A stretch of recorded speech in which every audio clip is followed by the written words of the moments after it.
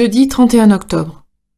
Il ne se trouvera au milieu de toi ni devin qui se mêle de divination, ni chercheur de présages, ni enchanteur, ni magicien, ni sorcier, ni personne qui consulte les esprits, ni diseur de bonne aventure, ni personne qui interroge les morts.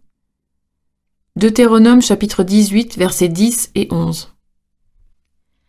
Que penser de l'occultisme ?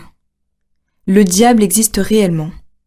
Parfois, il agit de manière cachée en utilisant des moyens sournois.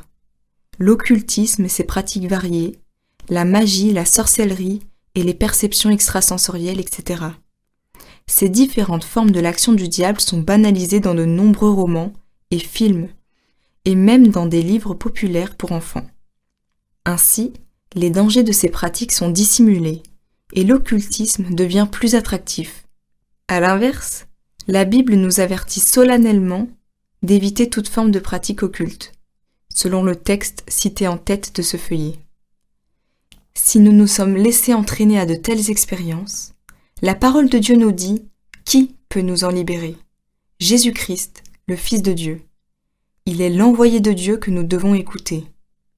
Christ a vaincu le diable et l'a dépouillé de son pouvoir. Hébreux chapitre 2, versets 14 et 15. Nombreux sont ceux qui ont déjà vécu la libération de toutes les emprises de l'occultisme et des craintes qui lui sont associées. Ils ont confessé à Dieu leurs péchés, y compris leur lien avec ces pratiques.